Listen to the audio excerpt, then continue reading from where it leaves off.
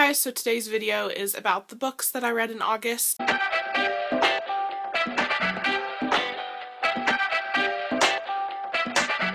Before I get started, I just wanted to say that these are the books that I read for the readathon this month, and I'm not going to talk about them here because I already did a wrap-up video, so click the books. It'll take you to that video if you want to see what I thought of these books. So just very quickly, I'll tell you what they are.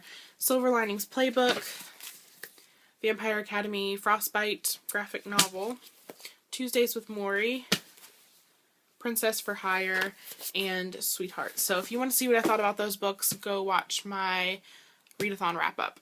The first couple of books that I read were actually library books that I don't have with me anymore, so I'll show you a picture on the screen.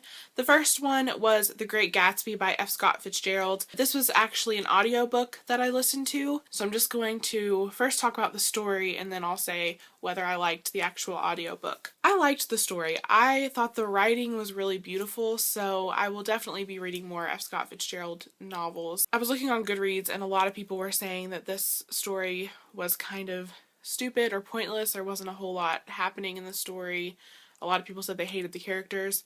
I can kind of see all of those points, but I don't necessarily agree with them. I felt like the story was pretty entertaining. I mean, the first half of the book is sort of slow. There's really not a whole lot going on, but it's not boring in my opinion. The really crazy stuff, all the drama, kind of happens at the very end, so maybe that's something to keep in mind while you're reading the book. I did not see that ending coming at all. So that's my opinion on it. I gave it 4 stars. I really enjoyed it. I really liked the audiobook. I think it was very entertaining. I liked the guy who read the book. I can't remember his name, but he's an actor. I really loved his voice that he did of Tom. I thought that he really captured Tom's character just through his voice. I gave the actual audiobook 5 stars. The next book I read was also from the library, and it was Throne of Glass by Sarah J. Maas, I think. Moss? I don't know. This was probably my favorite book of the month. It was so good. This book is about a girl who is an assassin, a very, very well-known assassin in her country. In the beginning of the book, she is a slave in a salt mine. She gets captured by the king's captain of the guard, and she's taken back to his palace where she finds out that she can compete in this competition against other criminals and assassins, and if she wins, then she gets to be basically the king's assassin, and she has to work for him for like 4 years, and then she can have her freedom. But if she declines to do this, then she has to go back and be a slave in the salt mines. So she decides to accept, and this story is about her training for the competition, competing in the competition, and then while she's in the castle, there's also people dying, murders happening, and so she kind of is trying to figure out what's going on in the castle. It is such a good book. I mean, it's one of those books that is just so well done. The characters and the plot, everything. Check it out, definitely. 5 stars from me. Then I read The Archived by Victoria Schwab. This book has gotten so much hype lately, as most of you probably know, so I absolutely could not wait to read this. I was like, I have to see what all the craziness is about. I did really enjoy this book, but I can't say that I loved it as much as everyone else. Everyone's kind of freaking out about this book, and I feel like it's a little bit overhyped. I hate to say that, but it's just how I feel. It was very interesting and unique. Definitely unique. But I just don't see why everyone's saying it's like the best book ever, because in my opinion it wasn't really. I gave this 4 stars, and I will definitely read the rest of the series. I guess it's just different than I expected, and maybe that's why I didn't like it as much. But, still good. I'm not saying I didn't like it. Then I read another library book, and it was The Program by Suzanne Young.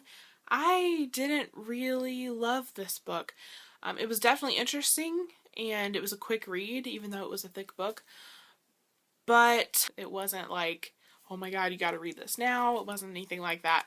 I think I will continue with the series, but I'm not in a huge rush to. I think I would give this about 3.5 stars, maybe. Then I read the first book in the series of Unfortunate Events. This is The Bad Beginning. I really loved this. I loved it a lot. This is my first time reading this series, and I'm so excited to continue. I really need book 2 and 3 so that I can continue. I mean, this was such a fast read. Like, the text is pretty big, and it's a thin book, so I got through this so quickly in one day. Not even a whole day. Definitely check out this series if you haven't yet. Then I read All Our Yesterdays by Kristen Terrell. This is a book about time travel, which is really interesting, but those books always confuse me. Like, I never understand time travel and how it works in these books. It was really good. I really enjoyed it. It wasn't a 5-star book for me. It was actually 4 stars, but it was still really enjoyable, and I think that there's going to be a second book in the series, which I didn't even know it was a series until recently, but I am going to continue with the series. The last book I read in August was Saving June by Hannah Harrington. I absolutely loved this book. I think I gave it 4 stars on Goodreads, but I'm going to change it to 5 stars right now because I just loved it a lot. I really like road trip books, and this was one of them, and it was great. So this book is about a girl named Harper whose sister committed suicide, and she has no idea why. Harper knows that her sister loved California, she was obsessed with it, and so she decides to go on this road trip behind her parents' backs to take her sister's ashes and scatter them in California. So she goes on this road trip with her best friend Lainey and this guy named Jake, who she just recently learned had a connection to her sister. She has no idea what that connection is, but as the trip goes on, she gets closer to Jake and she starts to learn the connection he had with her sister. And she starts to learn a lot of things about her sister that she didn't know, but she also learns things about herself, of course. It's kind of a coming of age story. Great contemporary book. Definitely check it out. I just loved it. I really did. So that is it for my wrap up for August. I hope you guys enjoyed this video, and I'll see you in the next one. Bye.